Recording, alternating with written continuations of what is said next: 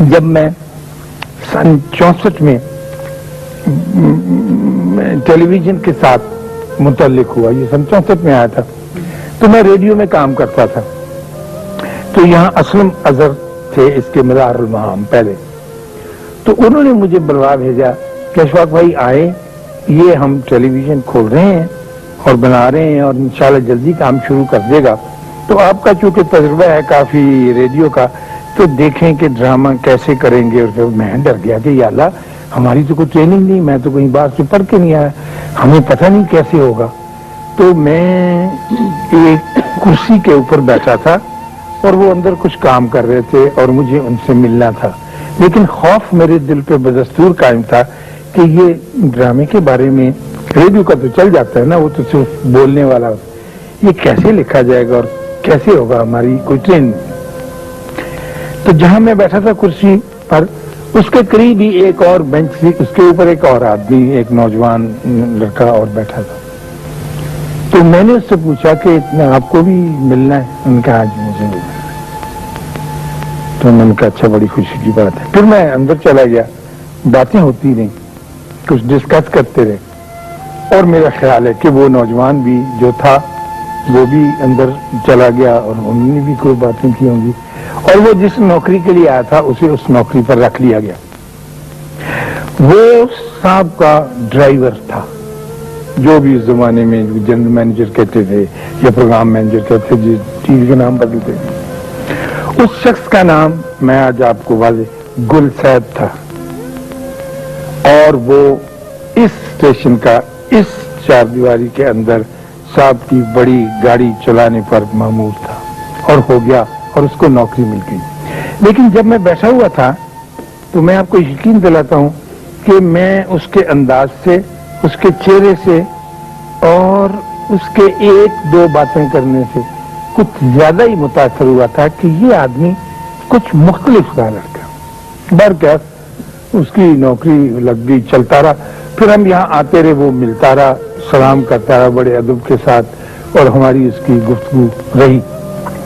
لیکن میرے سارے ساتھی، جو 2000 بندہ یہاں کام کرتا تھا، میری نگاہ مختلف تھی کہ یہ ڈرائیور جو ہے گل صاحب، یہ کچھ اور طرح کا آدمی. لیکن دوسرے بندوں کو ظاہر ہے جیسے ہوتے ہیں تو بے شمار اور بھی تھے، شکاہائی اور بھی تھے. لوگوں اپنے تنخواہیں بڑھانے کے لیے نعرے مارتے تھے، سب کچھ چھوٹے امپلائیز، پی این وغیرہ یہ تھے. تو یہ بھی ایک کونے میں پر ایک کھڑا ہوتا تھا. تو میں کہتا تھا کہ تم بھی نعرہ لگاؤ کہ نہیں صاحب، وہ کھڑے ہونا تو فرض ہے کہ کمیونٹی اپنی، لیکن اس کے اندر ایک نہ احتجاجی رنگ میں نہیں اختیار کر سکتا کہ پتہ نہیں کون سی بات ٹھیک ہے، کون سی بات نہ ٹھیک ہے، کہ میں یوں کر کے بات کہہ دوں کہ یہی ٹھیک ہے جو میرے دل کے اندر ہے. تو پھر میں متاثر ہوتا تھا، یہاں تک کہ میں اسے دیکھ کر اور اس کے متعلق بات نہ کر کے کچھ اس سے اتنا خوفزدہ سا ہو گیا تھا کہ میرے اندر ادب کی وہ لہر جو ایک اچھے آدمی کے لیے ہوتی ہے وہ زیادہ دبیز ہو گئی تھی، اور میں نہیں چاہتا تھا کہ میں اس کو زیادہ فیس کروں یا وہ میرے سامنے ہے. ایک دو مرتبہ ایسے بھی ہوا کہ میں یہاں کوئی پروگرام کر کے نکلا ہوں، تو انہوں نے کہا جی کہ چلیں گل صاحب آپ کو چھوڑ دے گا، ڈرائیور تھا نا. تو میں نے کہا نہیں، میں اس کے ساتھ ہی جاؤں. تو مجھے اکثر کہنے لگی کیوں جی کیا ہو گیا، یہ بڑا اچھا ہے، یہ ہمارے سارے ڈرائیور سے بہت اعلیٰ درجے کا ہے، بڑا سیف ہے اور بہت دھیمے مزاج کا آدمی. تو میں نے کہا نہیں سر، مجھے کسی کے ساتھ آپ بھیج دیجیے، کیونکہ میں کچھ نہیں ہوتی مجھے. خیر وہ نہیں سمجھائی. آج میں ایک بہت بڑا ایک عجیب سا راز آپ کے سامنے بیان کر رہا ہوں، جو شاید میں اگر یہ پروگرام نہ ہوتا تو کبھی بیان. لیکن اس کے ساتھ ساتھ میری انا اور میرا تکبر مجھے اس بات پر مجبور کر رہا تھا کہ میں اس کے اتنا قریب تو نہ ہوں جتنا کہ آدمی آ جایا کرتا ہے. میں تو پڑھا لکھا آدمی اور بڑا ویل پلیسڈ ہوں اور میرا رتبہ بہت ہے اور لوگ مجھے بہت زیادہ سلام کرتے ہیں. لیکن ایمانداری کی بات ہے کہ میں اپنے دل کے اندر سے جتنی دیر بھی وہ یہاں رہا اور جتنی دیر میں یہاں رہا، ایک اس کے سامنے اپنے آپ کو ایک معمولی انسان سمجھتا رہا. اور مجھے یقین ہے اور میرا ایمان ہے کہ میں ٹھیک تھا اور میں سچائی پر تھا اور میں حق پر تھا۔ ایک وقت ایسا آیا کہ ہم یہاں شوٹنگ کرنے کے لیے کسی ڈرامے کی، میرا نہیں تھا، باہر گئے، کسی پانی کنارے دریا چھم ڈم کے اوپر کہیں گئے تھے، راوی کے اوپر۔ تو وہاں گل صاحب کا بیٹا جو تھا اس کو بھی انہوں نے کیبل بوائے جو تار نہیں اٹھا کے چلتے کر دیا تھا مقرر۔ تو آؤٹ ڈور شوٹنگ تھی، تو آؤٹ ڈور بڑا اچھا پیارا خوبصورت جیسے پٹھانوں کے بچے ہوتے تو ہو گیا۔ وہاں ہماری ایک آرٹسٹ تھی، اس کا بچہ کچھ شرارتی سا تھا، اس نے ذرا راؤڈیزم جیسے بچے کرتے ہیں کیا، تو اس نے کچھ چھلانگ لگا دی پانی میں، اور وہ ایسی خوفناک جگہ تھی کہ جہاں پر اس بچے کے ڈوبنے کی لوگوں کو 100% خدشہ ہو گیا، اور وہ کسی کی بھی ہمت نہیں پڑتی تھی کہ اس کو کیسے نکالا جائے، جو تیرنا بھی جانتے تھے وہ بھی نہیں۔ تو اس کیبل بھائی نے، خلسید کے بیٹے نے کیبل چھوڑ کر اس کے پیچھے چھلانگ لگا اور جا کر اس کو پکڑ لیا ڈوبنے سے۔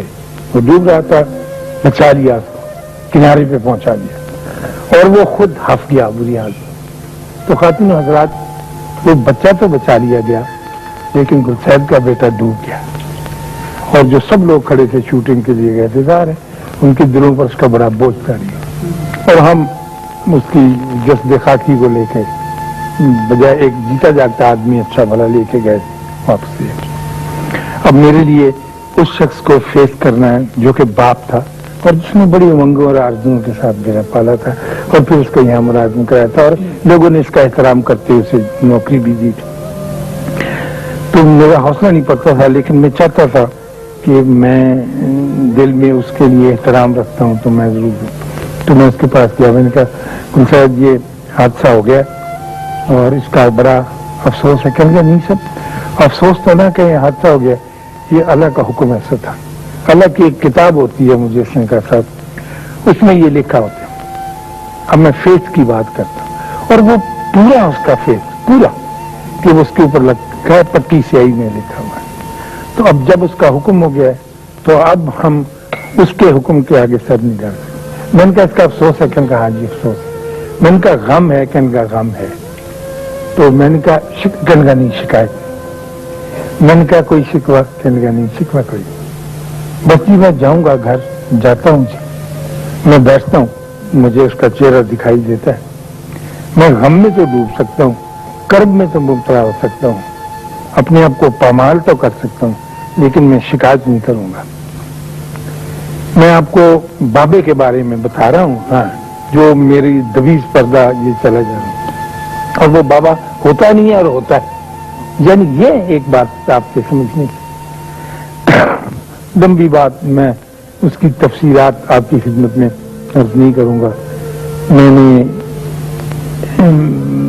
یہ سارا وقفہ اس کے قریب مختلف زاویوں سے گزارا، اگر وہ وہاں کھڑا ہے تو میں ادھر زاویہ بنا کے ادھر سے کدھر گیا ہوں۔ دیکھیے ایک بڑے آدمی کو فیس کرنا بڑا مشکل ہوتا ہے، بہت مشکل ہوتا ہے، اور جب آپ کا اندر ماننے لگ جائے کہ دیکھیے نا پولیس کے افسر آتے ہیں فلان، ان سے آپ ڈرے ہوئے ہوتے ہیں، چاہے لوگوں نے طے کیا ہوتا ہے کہ یہ بڑا ہے، ان کے پیچھے ہم بھاگتے ہیں، لیکن جب آپ کا اندر آپ کا ہردے یہ طے کر لے بات کی یہ بڑا ہے، پھر تو اور بھی مشکل ہو جاتا ہے، بار کیا گزرتا ہے۔ اچھا خواتین و حضرات، اب ہم بوڑھے ہو گئے، لمبا وقت گزر گیا، ٹائم کتنا سارا چلا گیا، اور گلصید اس دفتر سے، اس اسٹیشن سے جہاں آپ اس وقت بیٹھے ہوئے ریٹائر ہو گئے اور وہ اپنے گھر چلا گیا۔ میری بڑی آرزو تھی کہ میں اب ریٹائر ہونے کے بعد ضرور ان سے ملوں، موقع نہیں ملا، کچھ ٹائم نہیں، اتفاق ایسا ہوا کہ نہیں۔ ایک دن مجھے مل گیا اور بہت خوش تھا، میں نے کسی ریٹائرڈ آدمی کو اتنا خوش نہیں دیکھا، ہاں بہت مشکل بات ہے۔ اور اس نے، میں نے کہا کہ ریٹائر کر رہا صاحب ریٹائر ہو گیا۔ میں نے کہا آپ خوش ہیں؟ کہنے لگا جی اللہ کا بڑا فضل ہو گیا۔ میں نے کہا اب مجھے بتاؤ کہ تم کیا کرو گے؟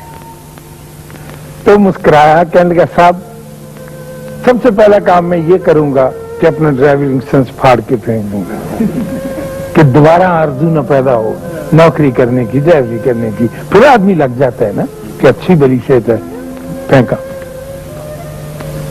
اور دوسری بات یہ ہے کہ میں خضاب نہیں لگاؤں گا، وہ لگاتا ہے وہ کہنا کہ اپنے آپ کو سیٹ رکھنے کے۔